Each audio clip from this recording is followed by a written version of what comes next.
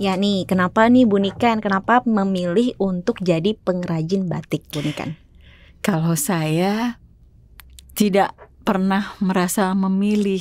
Jadi karena saya dilahirkan oleh nenek saya yang rajin membatik, mama saya juga melakukan kegiatan membatik. Jadi di dalam keluarga sendiri itu sudah melakukan kegiatan membatik. Sehingga saya dari kecil loh, saya udah ngebatik itu. Saya ingat SMP itu saya ngebatik. Mungkin SD pernah nyoba nyanting gitu ya, tapi masih main-main gitu. SMA baru serius. Jadi turun temurun ya, emang dari keluarganya udah ada yang membatik juga ya. Nah, nih Bu Niken, yang menarik ini kenapa mulanya dari Posyantek, Bu Niken? Kalau mulai dari Posyantek dulu itu 2013 ya, 2012 2013 itu kan memang Posyantek itu kan adanya di kecamatan. Nah, saya sendiri adalah warga Kelurahan Meruya Utara yang kebetulan itu aktif baik di PKK atau kegiatan masyarakat lah. Terus kita membuat beberapa inovasi juga. Nah, dari situ terus kita diajakin, ayo gabung Posyantek gitu. Nah, kita bergabunglah waktu itu di Kecamatan Kembangan. Nah, sejak 2021 ada pergub kan Posyantek adanya di kelurahan kan. Terus oke, kalau gitu kita Meruya Utara harus punya Posyantek sendiri. Nah, dari acuan pergub itu kita mendirikan Posyantek Kriya Merut. Kriya itu adalah berkarya, Merut itu adalah dari Kelurahan Meruya Utara. Seperti itu. Jadi emang sudah cukup lama ya Bu Niken. Nah, keluarga Jakarta mungkin ada yang belum tahu nih tentang Posyantek sendiri. Jadi Posyantek ini merupakan pos pelayanan teknologi tepat guna yang merupakan lembaga kemasyarakatan di kelurahan yang memberikan pelayanan teknis, informasi, dan juga promosi tentang teknologi tepat guna kepada masyarakat tentunya. Dengan demikian pemanfaatan TTG ini akan optimal melalui Posyantek di kelurahan masing-masing. Nah, salah satunya yang tadi disebutkan oleh Ibu Niken bahwa Posyantek Kriya Merut ini telah menorehkan prestasi juara 2 tingkat nasional tahun 2023 dalam kategori inovasi TTG terbaik. Nah, saat ini saya sudah bersama Bu Niken Ayu Respati. Beliau merupakan Ketua Posyantek Kriya Merut dan juga guru batik yang merupakan inovator kompor batik listrik Nikenco. Nah, kabarnya gimana nih Bu Niken? Kalau kabar saya baik ya Bu Niken ya, selalu baik ya, sehat ya. Ya, happy. Nah, Bu Niken, boleh diceritakan nggak awal mulanya mulai membuka usaha batik? Kalau awal mula membuka usaha batik, sebelumnya kan saya bareng sama family ya, usaha keluarga. Terus kemudian saya berpikir saya tinggal di Jakarta, kenapa saya membuat corak-corak yang berbeda dengan yang dibuat oleh keluarga kan. Saya bikin corak-corak yang tema Jakarta, baik itu tema Betawi ataupun tema-tema modern yang berkaitan dengan motif-motif yang ada di Jakarta. Di situ saya membuat batik Cempaka Gading yang nama saya sendiri diberi nama, yang memberi nama mama saya. Ya udah dikasih nama Cempaka Gading. Itu sekitar mungkin 2005 6 tahun mungkin hampir 7 udah lama juga ya. Sudah kurang lebih 7 tahunan ya saya ingat saya seperti itu. Dari situlah terus kemudian batik Cempaka Gading itu berdiri sampai sekarang. Sampai sekarang ya. Jadi mulainya dari Cempaka Gading itu ya. Mulainya dari Cempaka Gading kita melakukan kegiatan produksi. Terus tidak hanya produksi, mulai teman-teman ada yang belajar, ada yang tiba-tiba ada yang telepon dari mulut ke mulut kan, bisa ngajarin batik nggak? Di Jakarta ternyata ada workshop ya, ada gitu, bisa datang nggak? Bisa lihat nggak? Dari situ, terus kemarin juga sempat tahun lalu dari UNJ mereka semacam seperti magang ya untuk praktiknya itu yang untuk calon-calon guru itu di tempat kami di workshop seperti itu. Jadi akhirnya mulai aktif juga menjadi narsum baik pernah diinkubasi di Kementerian Perindustrian maupun di dinas di DKI Jakarta. Sudah banyak untuk pengalamannya UMKM. Ya. 7 tahun dengan batik pertama Cempaka Gading. Iya, dan anak saya pun juga sudah punya brand sendiri juga, membuat sendiri juga dengan gayanya sendiri dan ya seperti itu ya. Jadi udah diturunin ke anak juga ya Bu ya. Nah Ibu, tadi kan mungkin udah dijelasin sedikit nih awal mulanya. Mungkin bisa lebih detailkan awal mula tergabung dari Posyantek Merut ini Bu? Kalau awal mula tergabung di Posyantek Merut, awalnya itu dulu belum ada Posyantek Merut. Saya gabung itu di 2013 atau 2012 ya, seingat saya pada saat itu masih Posyantek yang ada di kecamatan, karena dulu Posyantek kan adanya di kecamatan. Terus kita gabung, nah setelah di tahun 2021 ada pergub kan? Pergub itu ya baru. Terus berarti kita harus ada di kelurahan. Nah udah, kita teman-teman yang ada di kelurahan kita ngumpul, kita dirikan, terus kita minta SK dari kelurahan, dan berdirilah Posyantek Kriya Merut. Di situ kita banyak melakukan tidak hanya inovasi, kita juga ada kerjasama ya, ada kolaborasi dengan sekolah-sekolah Sang Timur. Misalnya sekarang itu kita melatih batik di sana untuk anak-anak sekolah. Itu setiap minggu, setiap hari Jumat. Terus juga di masyarakat juga, terus kita ada pelatihan untuk masyarakat sekitar. Kadang-kadang di Posyantek Kriya Merut nggak cuman ada batik, banyak sekali. Kita punya biogas, kita punya kebun binatang kecil, kita punya pupuk cair. Jadi kegiatan-kegiatan atau inovasi-inovasi alat-alat tepat guna itu banyak dilakukan di sana oleh warga tentunya. Jadi sudah melibatkan. Bahkan kita punya kebun sayur sendiri, hasil dari pupuk cair itu kita bikin kebun sayur. Kebun sayur itu kita panen gantian warga. Tiap 2 minggu, tiap 2 minggu kita tanam bareng. Anak-anak di sekolah itu suka datang dari abdi siswa, mereka datang berkunjung ke kebun, mereka lihat kebun binatang. Kita punya marmut, kalkun, banyaklah ayam kate, banyak sekali, ada bebek, angsa. Berarti sudah banyak banget ya kegiatannya Bu ya di Posyantek ini ya Bu ya. Banyak sekali. Jadi Bu, tadi kan kita ngebahas tentang batik juga Bu. Nah, upaya-upaya apa saja sih Bu yang telah dilakukan dalam mengembangkan usaha batik ini Bu? Kalau upaya-upaya yang dilakukan dalam mengembangkan usaha batik, selain kita juga harus rajin belajar ya, apalagi sekarang zaman sudah berubah. Baik dari sisi pemasaran, yang dulunya kita konvensional, jualan pasti di bazar atau di toko, kita mulai upgrade, kita belajar tentang online. Kita belajar juga bekerja sama dengan pihak-pihak luar. Misalnya ada dengan Hotel Morisi yang di Wahid Hashim, itu kita juga punya gerai yang bekerja sama dengan hotel tersebut, di Sarinah. Terus ada beberapa tempat selain itu untuk pemasarannya ya. Tapi kalau untuk yang bukan pemasarannya, kita kolaborasi itu dengan beberapa, dengan sekolah, dengan pihak-pihak luar yang terkait, yang bisa membantu memberikan informasi yang bisa meningkatkan kita, mengupgrade kita. Jadi udah dipasarin online juga Bu ya? Ada online. Terus sudah berkolaborasi dengan sekolah. Padi UMKM seperti itu. Jadi kolaborasinya aja diperbanyak sih, sehingga kan link itulah yang membuat kita semakin jadi terkenal gitu Bu ya. Upgrade ya seperti itu. Keren sekali ini Bu.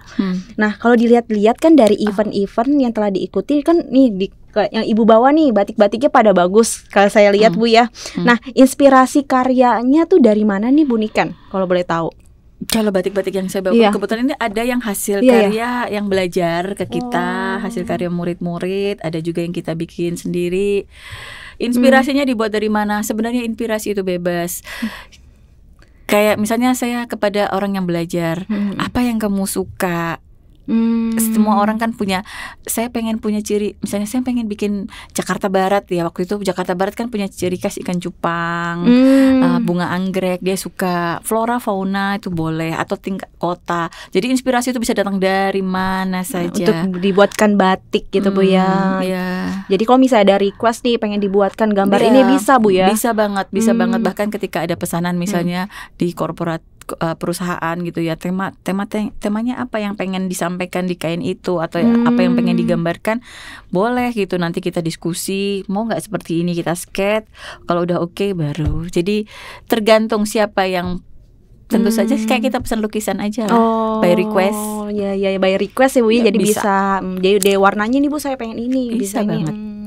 Oke.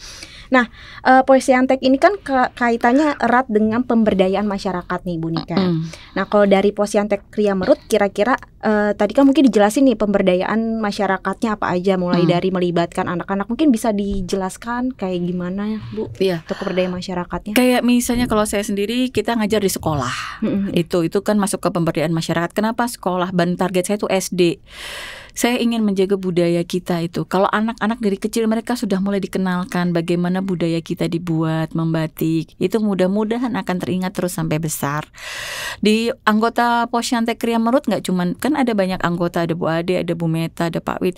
Bu Meta sendiri itu kita melakukan pembuatan kerajinan dari kain-kain perca dengan teknologinya sederhana, membuat teknik quilting, patchwork. Nah itu mereka ngajarkan ke penduduk-penduduk sekitar di RW, di RT-RT, bahkan sudah mengajar kemana-mana. Nah itu yang sudah dilakukan. Bu Ade juga gitu, membuat handicraft, membuat kalung-kalung dari barang-barang yang mungkin sudah tidak terpakai. Banyak sekali yang dikerjakan di Posyantek yang melibatkan masyarakat, tidak hanya masyarakat sekitar, bahkan kadang-kadang sudah ada yang dari rombongan dari mana datang mau belajar, rombongan dari kelurahan atau dari kecamatan, bahkan dari wilayah kota yang berbeda itu datang hanya untuk mau belajar seperti itu. Wah keren sekali nih, udah banyak kegiatannya dan melibatkan masyarakat ya Bu ya. Nah kan baru-baru ini Posyantek Merut juga mendapatkan juara 2 tingkat nasional nih tentang inovasi TTG-nya. Selamat ya Bu. Terima kasih. Nah keunggulannya boleh dilihatin nggak Bu? Ibu bawa ya kompornya ya? Ya kompornya kompor inovasi yang buat alat membatik. Wah keren banget nih. Mungkin bisa dijelasin Bu keunggulan kompor batik listrik ini ya kayaknya ya. Ya kalau kompor, sebenarnya saya cerita dulu latar boleh. belakangnya. Ya. Kenapa saya bikin ini? Ya saya sehari-hari guru batik, ngajar juga produksi dimana saya banyak menemukan kendala di dalam kegiatan produksi dari kompor paling utama. Pertama itu kita memakai kompor minyak tanah. Kompor batik itu kan kompor minyak tanah yang kecil ya. Dimana kalau kita mau pakai kompor minyak tanah, sekarang di Jakarta cari minyak tanah itu susah banget. Dan kalaupun ada mahal. Dan itu mesti nunggu. Nah kita kan nggak bisa tergantung seperti itu kan. Akhirnya adalah di pasaran, di internet ada kompor batik listrik. Kita beli gitu. Nah tapi masih ada yang mungkin perlu diperbaiki lagi dengan kompor batik tersebut. Karena kebanyakan menggunakan elemen panas terbuka, jadi di dalamnya itu mereka menggunakan elemen panas terbuka. Kalau ini kan elemen panasnya tertutup ya, seperti itu. Nah elemen panas terbuka itu bentuknya seperti spiral. Kalau kompornya kita belokin atau kita goyang itu dia bisa copot-copot. Nah itu bahaya. Yang kedua, kalau dari itu langsung kena wajan, kan nanti ada lilin malam. Kalau ketetesan itu sering koslet. Saya banyak sekali. Habis banyak lah kompor, jadi jatuhnya jadi boros dan jadi boros buang-buang. Dan elemen panas terbuka itu kalau ada logam yang nempel ke situ terus kesenggol kita nyetrum, saya 2 kali kesetrum. Walah, jadi berbahaya juga ya. Ya seperti itu kalau kita nggak ini ya. Jadi kemudian body panasnya, body badannya itu juga panas, body kompornya itu. Terus saya berpikir, saya ngajar anak-anak kalau kadang mereka nyoba, namanya anak-anak ya, nggak bisa diem, kesenggol, nangis, panas. Saya mikir ini harus membuat sesuatu nih dari situ. Terus kemudian terinspirasi dari rice cooker itu kok nggak elemen panas terbuka ya, dia pakai elemen panasnya tertutup yang mirip seperti yang dipakai sama rice cooker kan. Nah saya mengambil dari rice cooker saya itu. Berpikir mengambil dari rice cooker itu. Kemudian saya tambahkan lagi pengatur suhu. Biasanya kalau kompor batik listrik yang ada di pasaran mereka hanya menggunakan speed dimmer. Mereka nyalain, panasin, jadi makin kesini makin panas. Kalau dikesiniin nggak terlalu panas kan, tapi nggak tahu itu suhu berapa kan. Saya mikir di setrika itu kalau katun segini, ya kan ada kan? Ada. Kalau sutra segini, ada segini. Pengatur suhunya. Sementara membatik itu kan juga pakai kainnya ada sutra, ada katun, ada linen dan membutuhkan panas yang berbeda di lilin. Nah itu yang itu saya kombinasi juga dari situ. Dan akhirnya saya menggunakan elemen panas tertutup. Saya pakai modifikasi dan di badan kompor saya pasang blower. Jadi di belakangnya ada blower. Itu terinspirasi dari laptop anak saya. Anak saya itu kalau nyalain laptop nggak pernah mati manteng, itu yang namanya laptop semalaman dan nggak panas kan. Jadi mereka ada blowernya di bawah. Oh ya boleh juga. Jadi dari setrika, dari rice cooker, dari laptop. Jadilah ini. Jadi ini, wah keren banget sih Bu. Jadi banyak keunggulannya. Ya sebenarnya hal-hal sederhana yang kita kotak-katik itu yang disebut TTG. Kita melakukan ATM, amati, tiru, modifikasi. Saya mengamati rice cooker, saya mengamati alat wadah laptop, tempat laptop itu, saya mengamati setrika, lalu saya tiru dan saya modifikasi. Wah keren banget Bu, bisa jadi menjadi alat seperti ini sehingga jadi juara 2. Keren banget Bu. Nah Bu, pemerintah kan mungkin mendukung ya. Nah, apa peran pemerintah dalam mendukung inovasi Bunikan ini? Ya, yang pertama mungkin saya akan dibantu untuk hakinya. Ke depan juga ke depan juga saya akan mengurus hak patennya. Juga mudah-mudahan kita juga agar bisa dapat sampai ke SNI. Nah, itu tentu saja pasti ada bantuan dari Pemprov DKI Jakarta. Nah, Bu Niken, kiat-kiat suksesnya nih boleh nggak dibagikan kepada keluarga Jakarta? Mungkin bisa dibagikan kepada keluarga Jakarta kiat-kiat suksesnya. Kalau kiat sukses itu terus jalan, terus bergerak. Kadang-kadang seperti ketika saya membuat kompor, nggak langsung jadi. Banyak sekali kalau dibilang sukanya itu mungkin 2, tapi dukanya itu 10. Tapi dari kita jatuh kita bangun, kita jatuh kita bangun. Saya berapa kali kesetrum sampai ngejengkang saya mencoba seperti itu. Yang penting terus aja karena pasti akan pada waktunya itu akan sampai kepada yang kita inginkan. Yang penting itu konsisten dan tetap semangat. Terus jangan nyerah, jangan takut tidak berhasil, karena berhasil sama tidak berhasil itu cuman tipis sekali, dekat sekali. Itu aja sih. Berarti yang terus bergerak. Yang penting konsisten dan terus bergerak. Dan nomor 1, proses, nikmati prosesnya, jangan selalu mengejar hasil. Karena kalau mengejar hasil, gagal, padahal target kita kan berhasil, tapi nikmati prosesnya. Ketika kita sudah menikmati prosesnya, pasti akan ada sampai. Ya. Makasih Bu Niken. Thank you banget. Nah, baik keluarga Jakarta, kita sudah berbincang nih tentang Posyantek berprestasi, Jakarta berinovasi. Terima kasih banyak Bu Niken, tadi banyak banget nih informasi yang telah diberikan, sangat bermanfaat untuk keluarga Jakarta tentunya. Nah, mungkin nanti keluarga Jakarta jangan lupa untuk subscribe, like and comment untuk di YouTube Dinas PPAPP, dan jangan lupa nih share ke keluarga Jakarta. Tadi pesan Bu Niken tuh banyak banget dan sangat bermanfaat untuk keluarga Jakarta. Dan sampai jumpa di podcast berikutnya. Sampai jumpa, bye.